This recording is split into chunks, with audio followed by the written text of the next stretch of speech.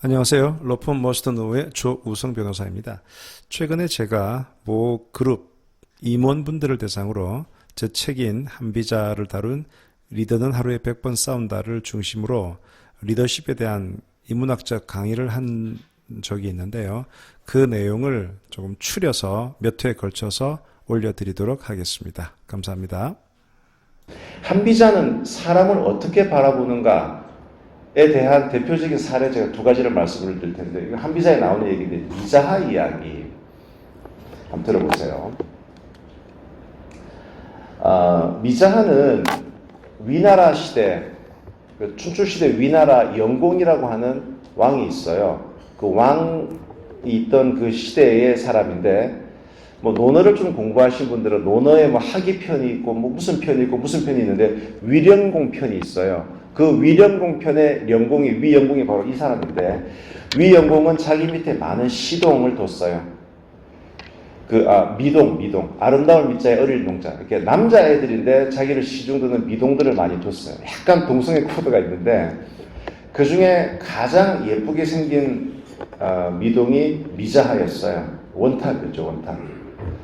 그러니까 아주 예쁘게 생긴 이제 어린 소년이었죠. 그러니까 위나라 영공은 얘를 너무나 이쁘게 한 거예요. 너무나 이쁘게 생각해 준 겁니다.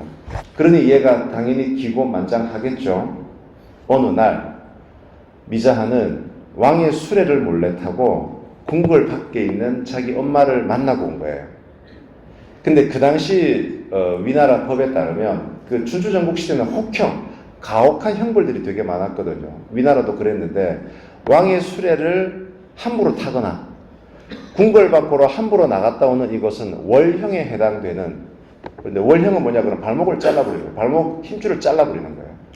그러니까 이게 걸을 수가 없는 거죠. 근데 두 개, 왕의 수레를 몰래 탔어, 궁궐 밖에 나갔다 와서 월형 2종 세트. 자, 요거를 알게 된 신하들이 너 잘 걸렸다. 그래서 아침 조회 시간에 고자질 하는 거죠. 왕이시여, 어젯밤에 저희들이 파악해본 바로는 그 미자 요놈의 말입니다. 왕의 수레를 허락도 없이 몰래 타고 가서 사가에 있는 지 어미를 만나고 왔다고 합니다. 법도를 어긴 미자를 월형에 처하십시오. 이렇게 신하들이 얘기를 했죠. 자, 왕의 입장에서는 얼마나 미자가 이쁘고 지금 그런데 지금 얘를 처벌하라 그러는 거잖아요. 그러니까 아마 고민하다가 나도 얘기 들었는데 그게 그렇더만 미자 엄마가 어제 되게 편찮으셨다는 얘기를 듣고 얘가 막 고민하다가 지가 처벌을 당할 수도 있는데 무릅쓰고 갔다 왔다는 거야. 얘가 얼굴만 이쁜 줄 알았더니 효성이 그렇게 지극한 애였네.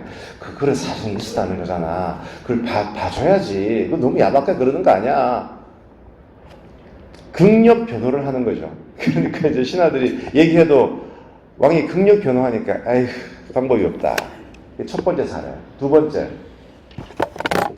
과수원에 소풍을 갔어요. 위영공이 소풍을 갔는데 거기서 이제 미자가 왔다 갔다 하다가 미자가 복숭아를 먹다가, 항상 자기 옆에 영공이 있으니까 복숭아를 먹다가 먹던 복숭아를 띡 준 거예요. 이렇게. 그 위나라 영공이 그걸 받아 먹은 거예요. 그걸 본 수많은 신하들이 저런 모험하면 발칙하는 걸 당장 처벌하라, 막 그런 거죠. 처벌하십시오. 근데 왕이 이제 먹고 있다가 딱 당황스러워가지고 이렇게 얘기하는 거죠. 그걸 그렇게 생각하지 말고 좀 프레임을 한번 바꿔봐. 지가 다 먹을 수도 있는데 너무 맛있으니까 왕이시여, 이렇게 나한테 준 걸로 이렇게 이해할 수도 있는 거잖아. 얘가 얼마나 충성심이 강하면 그러겠어. 그래서 좀 어려운 사자성어 중에 여도지절한 게 있어요. 남을 여자에 복숭아도자, 남은 복숭아의 죄. 이게 뭐냐, 복숭아 먹다가 남은 게 줬잖아요. 그러니까 뭔가 권력을 등에 업고 지 마음대로 하는 그런 사람, 여도지절하는 그런 사자성어가 있는데, 그 신하들이 우리 영공은 답이 없어. 자, 그런데 미자도 이제 나이가 16, 17, 18 되다 보니까 2차 성징이 드러나고 목소리도 굵어지고 수염도 나고 옛날만큼 이쁘지가 않아요. 그리고 계속 어린 미동들은 막 들어봐요. 그러니까 이제 위나라 영공은 계속 또 다른 어린 미동들하고 보니까 미자가 옛날처럼 자기하고 안 놀아주죠. 임금이. 그러니까 가서 툭 치면서 아니 왜 나랑 안 놀아주니? 그러니까 이 자식이 이거 곤란지게 이걸 자주 막 질투를 하고 그러는 거예요. 그래서 어느 날 쫓겨나요, 미자가. 저놈을 추방하라! 그러면서 영공이 하는 얘기가 뭐냐? 저놈은 과거에 내 허락도 없이 내 수레를 타고 사가의 지엄미를 만나러 갔던 애야. 월형에 처할 수 있는 범죄를 저질렀어.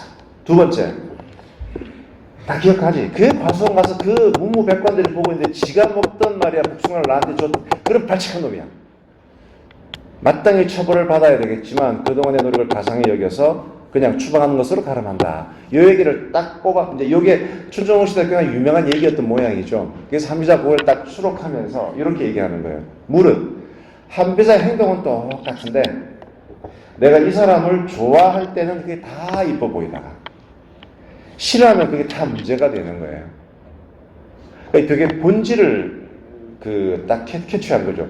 그 사람의 말이, 그 사람의 행동이 옳고 좋아서 사람들은 좋아하고 싫어하는 되게 논리적일 것 같지만 아니라는 거죠. 감정적으로 내가 이 사람이 좋으면 그 사람이 모든 일이 다 좋아 보이고 싫으면 다 싫어진다는 거죠. 그 똑같은 얘기를 한 사람이 누구냐? 바로 데일 카네기예요. 우리가 알고 있는 1930년대 그 데일 카네기 인간관계론을 썼던 데일 카네기 얘기를 잠시만 드리면, 데일 카네기는 원래 그냥 뭐랄까 세일즈를 했었고 세일즈 강사하는 뭐 그렇게 잘 나가지 않는 사람이었어요. 그런데 세일즈 강사하면서 뭔가 좀 자기 이름을 알리려고 그때 미국에서 가장 잘 나갔던 사람이 앤드류 카네기였어요. 철강왕. 그래서 이름도 약간 본래 카네기가 아니었는데 성이 그냥 데일 카네기 이렇게 해가지고 하고 그랬던 사람이었어요. 근데 이 사람의 그걸 바꾼 계기가 언제였느냐? 뭐 아르바이트 삼아서 르뽀 잡지를 좀 만들었었어요. 그 르뽀 잡지 신문 기사에서 특집 기사를 갖다 기고하고 뭐 이런 일을 했었는데 이제 신문사에서 야 이번에는 좀 이런 거 한번 해보면 재밌지 않겠냐? 교도소를 다니면서 각 교도소별로 제일 센 놈들, 흉악한 애들을 그 스토리를 한번 적어봐. 그래서 그 오다를 받아서 흉악범들만 골라서 스토리를 쓰게 된 거예요. 면회하면서. 그러니까 별의별 나쁜 사람들을 다 만났겠죠. 연쇄 성폭행범, 연쇄 살인범, 마피아 두목들. 근데 그 사람들을 쭉 얘기를 쓰면서 공통점을 발견한 거예요. 데일 카네기가 뭐냐? 이 사람들이 얘기를 쭉 하다가 이제 결국은 흉악범으로 되는 그 중간에 항상 나오는 얘기가 난 진짜 억울해. 난 진짜 억울해. 난 정말 잘하고 싶었는데 그때 누구 때문에 또는 뭐 때문에 어떤 상황 때문에 뭐 사회적인 뭐 때문에 이렇게 된 거야. 난 지금도 억울해. 난 착한 사람인데. 그 얘기를 에브리바디 다 하는 거예요. 저 같은 사람은 정신 못 차리네 이렇게 하고 끝날 텐데 데일 카네기는 그때 딱 뭔가를 읽은 거죠. 저게 사람인가? 즉 모든 사람이 손가락질하는 저 흉악범조차 자기가 옳다고 생각하는 거예요. 그럼 하물며 멀쩡한 일반인들은 말할 것도 없다는 거지. 누구나 다 자기가 옳고 자기가 제일 소중하고 이 모든 것들은 자기를 중심으로 돌아가는 것이 인간들이구나. 오케이. 그러면 그래서 그때가 1930년대가 뭡니까? 대공황 이후에 그 찰리 채플린의 그 모던 타임스에 나오는 그런 공장 노동자들 힘들 때였잖아요. 그때 미국의 가장 큰 이슈가 내가 가진 것도 없고 돈도 없고 집안에 백도 없는 일반인들이 어떻게 내가 이 사회에서 성공할 수 있을까? 그런 소위 말하는 자기개발, 성공. 그게 사람들이 목말라 했을 때가 그때였는데 그때 데일 카네기가 얘기했던 그 강의 주제가 친구를 얻고 사람에게 영향력을 주는 법, 뭐 이런 식으로 해서 강의를 쭉 했고 그 강의를 책으로 내서 대박이 난 거죠. 그 포인트가 뭐냐? 절대 사람과 논쟁하지 말고 그 사람과 친해지고 그 사람을 추워주라. 이게 포인트예요. 왜냐? 당신이 그 사람을 논리적으로 얘기해서 설득할 수 있다고 생각하나? 절대 그렇지 않다. 절대 그렇지 않다.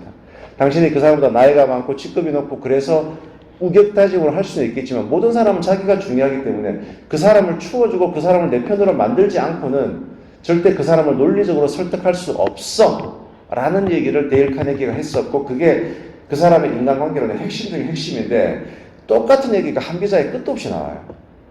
제가 한비자 형님 끝내준다. 이게 도대체 2000년 전에 했던 얘기가 데일 카네기하고도 이어지고 협상론하고도 이어지는구나. 하버드 협상론. 그래서 이 미자 이야기는 인간의 어떤 본성을 짚은 거고요. 그 다음에 탕왕과 이윤 얘기가 있는데요.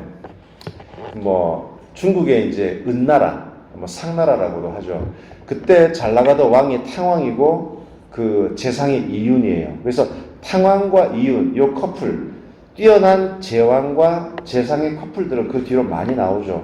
뭐 제왕까지는 아니지만 유비랑 제갈량도 그렇고, 그 다음에 뭐 당태종과 위징 뭐 이래가지고 또 제나라 관중, 뭐 환공과 관포지기할 때 관중 이런 식으로 왕과 재상의 커플들은 쭉 많이 나와요. 그 중에 제일 원조 커플이 여기거든요. 탕왕과 이윤. 그러니까 우리 생각에 탕왕은 원래 뛰어난 왕이었어요. 성군으로 취급된 사람이고 이윤도 되게 뛰어난 재상이었구나. 그런데 한비자 책에 보면 그 실체가 나오는 거예요. 얼마나 이윤이 뛰어난 사람이었느냐. 뭐냐 이런 거예요. 원래부터 탕왕과 이윤이 사이가 좋지 않았어요. 이윤은 되게 충신이었어, 충신. 그래서 수시로 탕왕에게 진언을 하고, 왕이시여, 지금 어느 지역에 탐관오리들이 백성들을 괴롭히고 있으니까 당장 가서 뭐 암행어사를 보내서 혼을 내십시오. 이렇게 진언을 하면 왕은, 야, 지금 뭐 분위기 좋게 지금 술 한잔 하는데 뭔 얘기냐. 그건 됐다. 내가 알아서 할게. 별로 안 먹히는 거예요. 그래서 또 얘기하면, 알았다니까 참네. 말이 안 먹히는 거예요. 맹자에 보면 그런 얘기가 나와요. 이렇게 누군가 주군에게 진언을 해야 될 직책이 있는 사람이 진언을 했는데 주군이 그걸 안 받아들여주면 과감하게 박차고 떠나라.